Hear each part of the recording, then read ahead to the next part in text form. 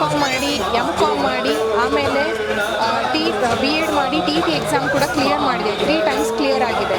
ಆದರೂ ಕೂಡ ನಮಗೆ ಸರ್ಕಾರ CET ಎಕ್ಸಾಮ್ ಬರೀಲಿಕ್ಕೆ ಅವಕಾಶ ಕೊಡ್ತಾ ಇಲ್ಲ. ಅದು ತುಂಬ ಅನ್ಯಾಯ ಆಗಿದೆ. ಹಾಗಾಗಿ ದಯಮಾಡಿ ಸರ್ಕಾರಕ್ಕೆ ನಮ್ಮದೊಂದು ಮನವಿ, ದಯಮಾಡಿ ಎಲ್ಲ ಕಾಮ್ ಮತ್ತು BEd ಕ್ಯಾಂಡಿಡೇಟ್ಸಿಗೆ TET ಕ್ಲಿಯರ್ ಆದವರಿಗೆ ದಯಮಾಡಿ CET ಎಕ್ಸಾಮ್ ಬರೀಲಿಕ್ಕೆ ಅವಕಾಶ ಕೊಡಿ ಅಂತೇಳಿ ಕೇಳ್ತಾ ಇದ್ದೇವೆ. ದಯಮಾಡಿ ಇಲ್ಲ, ನಾವು ಒಂದು ಪ್ರೈವೇಟ್ ಕಾಲೇಜಲ್ಲಿ ಕೆಲಸ ಮಾಡ್ತಾ ಇದ್ದೇವೆ. ನಾನು ಕಾಮರ್ಸಲ್ಲಿ ತಗೊಳ್ತಾ ಇದ್ದೇನೆ, ಬಿಸ್ನೆಸ್ ಸ್ಟಡೀಸ್ ತಗೊಳ್ತಾ ಇದ್ದೇನೆ, ಅಕೌಂಟೆನ್ಸಿ ತಗೊಳ್ತಾ ಇದ್ದೇನೆ, ಸ್ಟ್ಯಾಟಿಸ್ಟಿಕ್ಸ್ ತಗೊಳ್ತಾ ಇದ್ದೇನೆ. ಹಾಗೆ ನಂದು MA ಇನ್ ಇಕಾನಮಿಕ್ಸ್ ಕೂಡ ಆಗಿದೆ. ಹಾಗಾಗಿ ದಯಮಾಡಿ ಎಲ್ಲ ಸೋಷಿಯಲ್ ಸೈನ್ಸಲ್ಲಿ ಇರುವಂಥ ಎಲ್ಲ ಸಬ್ಜೆಕ್ಟ್ಸ್ ಕೂಡ ಬಿಸ್ನೆಸ್ ಸ್ಟಡೀಸ್, ಅಕೌಂಟೆನ್ಸಿ, ಇಕಾನಮಿಕ್ಸ್ ಕೂಡ ಇದೆ. ಹಾಗಾಗಿ ನಮಗೆ ಕೂಡ ಅವಕಾಶ ಕೊಡಬೇಕು ಅಂತೇಳಿ ಕೇಳ್ತಾ ಇದ್ದೇನೆ. ನನ್ನ ಹೆಸರು Sucheta, BCom BEd aspirants from Mangalore.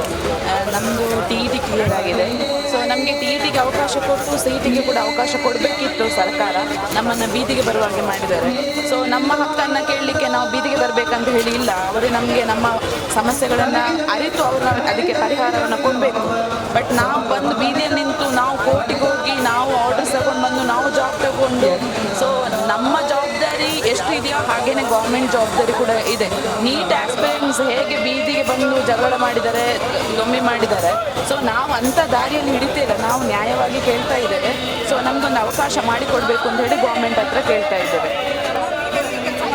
ನಾವು ಮ್ಯಾಂಗ್ಳೂರಲ್ಲಿ ಪ್ರೈವೇಟ್ ಕಾಲೇಜಲ್ಲಿ ಟೀಚಿಂಗ್ ಮಾಡ್ತಾ ಇದ್ದೇವೆ PUCಗೆ. ಕಾಲ್ ಮಾಡಿ 2021ಗೆ ಕಾಲ್ ಮಾಡಿದ್ದಾರೆ. ಅದಕ್ಕಿಂತ ಮುಂಚೆನೇ ನಮ್ಮದು TET ಕ್ಲಿಯರ್ ಆಗಿತ್ತು. ಡಿಪಾರ್ಟ್ಮೆಂಟಿಗೆ ನಾವು ತುಂಬ ಸಲ ಕಾಲ್ ಮಾಡಿ ಕೇಳಿದ್ವಿ. ಅವಾಗ ಹೇಳಿದ್ರು ನೆಕ್ಸ್ಟ್ ಎಕ್ಸಾಮ್ಗೆ ನಿಮಗೆ ಅವಕಾಶ ಕೊಡುವ, ಇವಾಗ ನಾವು C&R ರೂಲ್ ಚೇಂಜ್ ಮಾಡುವಾಗಿಲ್ಲ, ನೆಕ್ಸ್ಟ್ ಎಕ್ಸಾಮ್ಗೆ ಕೊಡುವ ಅಂತ ಹೇಳಿದರು. ಬಟ್ ಈ ಎಕ್ಸಾಮಲ್ಲಿ ಕೂಡ C&R ರೂಲ್ ಚೇಂಜ್ ಮಾಡಲಿಲ್ಲ, ಸೇಮ್ ಇದೆ. ಸೊ ಎಗೇನ್ ನಮಗೆ ಮೋಸ ಆಗ್ತಾ ಇದೆ. ಮೇಡಮ್, ನಮಗೆ ಇದೆ BCom BEd ಅಂತ 2016ರಲ್ಲಿ ನಮಗೆ BEd ಮಾಡೋದು ಅವಕಾಶ ಕೊಟ್ಟಿದ್ದಾರೆ ಮೇಡಮ್. 2021ರಲ್ಲಿ TET ಮಾಡೋಕ್ಕೆ ಅವಕಾಶ ಕೊಟ್ಟಿದ್ದಾರೆ.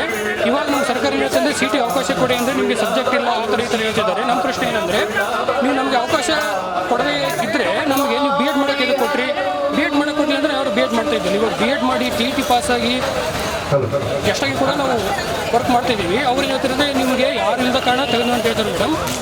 ನಮ್ಮ ಬೇಡಿಕೆ ಏನಂದರೆ, ನಮಗೂ ಕೂಡ ಸಮಾಜ ವಿಜ್ಞಾನ ವಿಷಯಕ್ಕೆ ಶಿಕ್ಷಕರಾಗಿ ಪರಿಗಣನೆ ಕೊಡಬೇಕಂತ ಮೇಡಮ್ ಧಾರವಾಡ ಹೈಕೋರ್ಟಿಂದ ಕೋರ್ಟ್ ಆರ್ಡರ್ ಕೂಡ ಇದೆ ಮೇಡಮ್.